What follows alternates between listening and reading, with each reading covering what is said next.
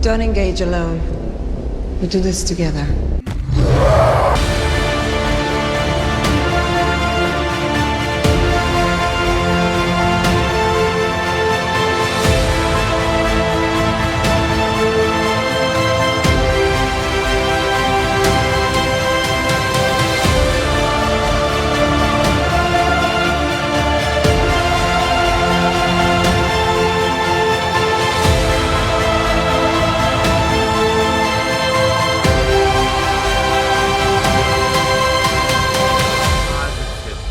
Yeah! Yeah! We got it! We got New 52 booklet. it! Somebody clip this one.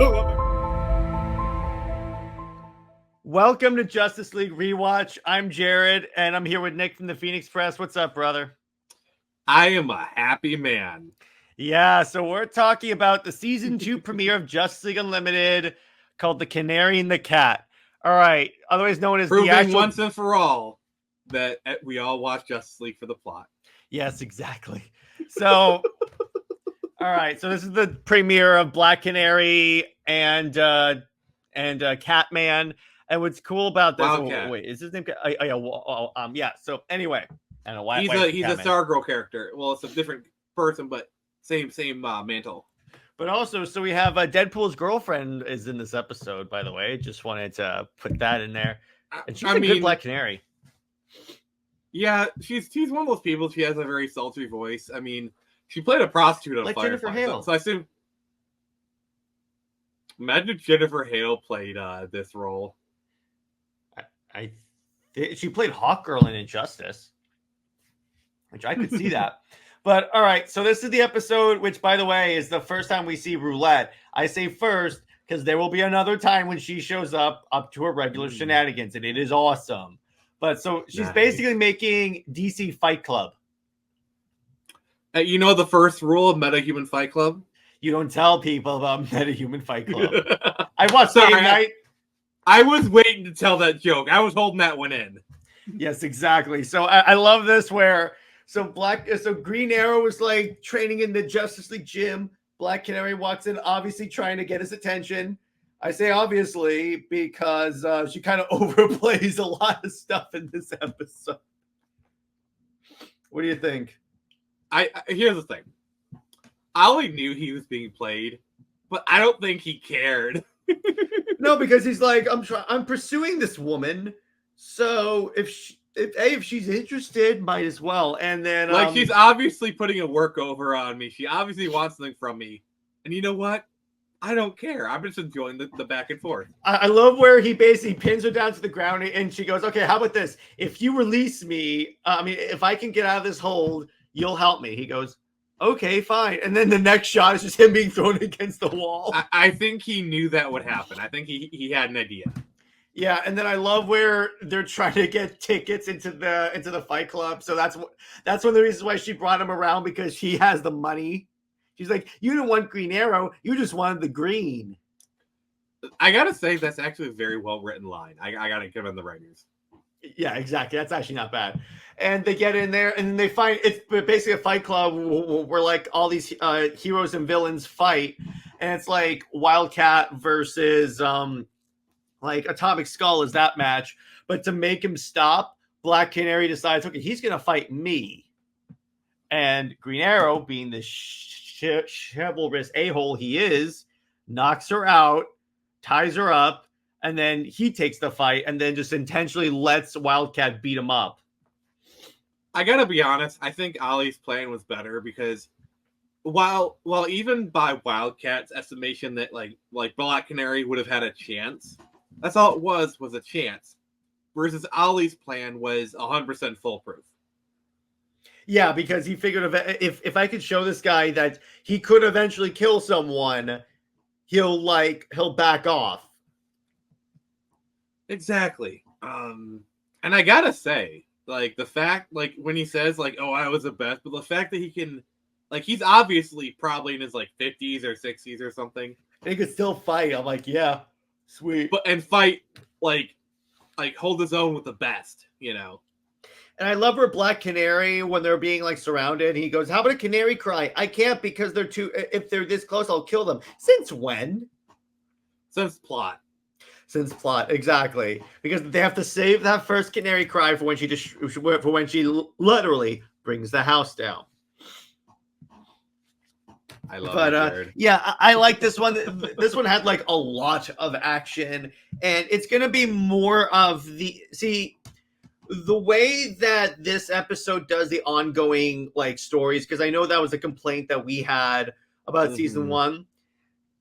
This season does it in an interesting way. What it is that certain character arcs carry on, like Black Canary's arc carries on Huntress. It's more like characters. It's not like the entire season arc. It's like certain characters.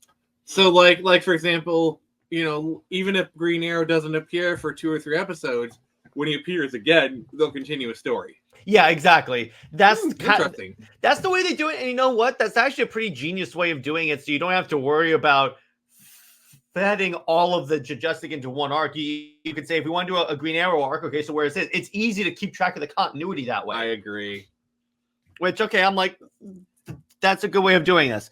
But again, I like, if you notice, we see a lot of DC characters in here for cameos. Number 1, Bloodsport. And that's a reference to you, James Gunn's Suicide Squad fans, all 2 of you. I love my Black Superman. Yeah, exactly. We have the Electrocutioner, Evil Star, someone named Gork. Sportsmaster shows up in this one. I'm like, where the hell were you? Yeah, exactly. 4. Yeah, I love that one. And I also love, one of my favorite interactions is when Wildcat is talking to Black Canary. He goes, "I'll be there in 10 minutes." And then Black Canary is like, "Will those be real minutes or Wildcat minutes?" Oh my God. Those hit me pretty hard. Because I have a friend who kind of operates on like their own schedule. Like, for example, like, this is not going to be his real name, but like, I call it, "Oh, so that's max time." Mm-hmm. Nice. We all have that one friend. And then I love Wildcat's line where he goes, "Fighting is what I do, all right? It's all I've ever been good at, and I'm still good at it. I'm Wildcat, the guy who fights. That's what I am." And this deals with a lot of, okay, for lack of a better term, and to make a DC pun, an identity crisis. So you're saying he's a hero in crisis? Why'd you have... okay. You went cringe, I went cringier. At least I referenced a relevant story. You brought up that. Why did you say that name? I mean, if the cowl fits. Nice. But yeah, what do you think of like Wildcat being concerned about? He's basically addicted to fighting. Well, it goes back to purpose. Yeah. And this is also kind of it's much more a man thing than it is anything else, because like, men are kind of defined by our purpose, and it's like, it's what we do, who we are, kind of thing. And it's just, you see this a lot in a lot of like fighter stories. Like Rocky deals with this a lot, of you make your living as a fighter, by the blows, but once you get too old to fight, what do? The good ones, the lucky ones, they get into training. They train the next generation. Some of them are not as fortunate to get into that position. And so when Wildcat said that, I really did empathize with his plight. Yeah, 100%. And he's concerned because he's also the older one on the Justice League. And he's like, they keep sending me on less and less missions. I know what they're doing. They're eventually going to retire me. So I have to find some way to get my fight fix. Yeah. And again, that is definitely, like, I feel for him because, let's be honest, that's probably exactly what the Justice League is planning. I mean, to be fully honest, I think it's all but guaranteed that's exactly what they're doing. And yes, he can still fight, but they have other feelings. I don't know. I totally get where he's coming from this. So I'm 100%. I also dig the way this episode ends, because it's like he goes to sit down with Jean, and it's basically like I took this as like them as like the message of this episode is essentially never be afraid to ask for help. Yeah, I mean, he's basically getting superhero therapy, and I think pretty much, yeah. And he said, like, "Oh, this will be the hardest fight of all," which is actually kind of funny because in Young Justice, Black Canary was the counselor. So She was yeah, exactly. She's always.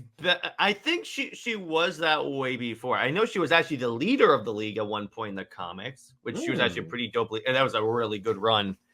Yeah, Black Canary is an interesting character because she sometimes is with the Justice Society, sometimes with the Justice League, because Black Canary was part of the Justice Society like way back when. The way they reconcile that is that the one on the Society was her mom. Yeah, I believe you're right. So technically, the one we all know is Black Canary 2. He should team up with Silk Spectre too. True, but the other thing I really think is funny is it could happen. It's DC. I love how this episode builds on like Green Arrow having very convenient arrows. Like, they're charging at me. Let me throw my giant net arrow that conveniently like catches all of them. Even though a few of them have super strength, they could break the net. I mean, to be fair, that's with any like Hawkeye, Green Arrow. That's kind of a shtick. It is what it is. Which I'm fine with. But there was this fantastic line in Grant Morrison's I just want to say, yeah, go ahead.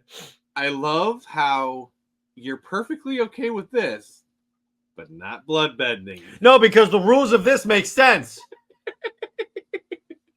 Sorry, that's a callback to an episode we just recorded on my channel. An episode about a really dumb Avatar episode, but which by the time this comes out, it'll already come out. There was this awesome line in JLA, in Grant Morrison's JLA. So it's so in this time in the JLA's history, Green Arrow is dead, and the current Green Arrow is his son Connor.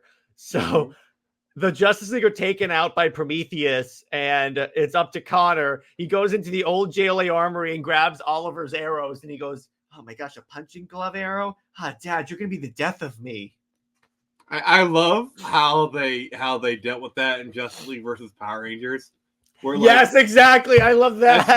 At first they thought she'd scoff at him. She's like, "No, I like it. This is when you want to punch someone and they're really far away." And they're like surprised, like. And then she actually pays it off. I love that. No. And then she says, "Yeah, that was pretty much worth it." Yeah, I know. I love that. And every Green Arrow fan was like, "Yes, finally someone gets it."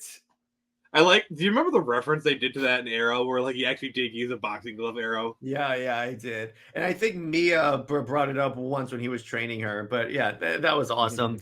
So, but by the way, I will say I really like Green Arrow in this universe because he has that wit, but he's also like he's like a more down-to-earth Batman. And they really play into that with this because yes, he's rich. But he's also more of the I'm going to work for the little person rich. Also, you notice they said he just sold his company, so he has plenty of time for superheroing now. I also love where Black Canary walks in and he goes, "Oh my gosh, $4 billion." He's like, "Well, when you count taxes and lawyers, it's like $3.1 billion." She goes, "Oh, I'm so sad for you." I love that. I love the interplay between these two, and we get a lot more because they get a lot of yeah. Take away the bow. What are you? I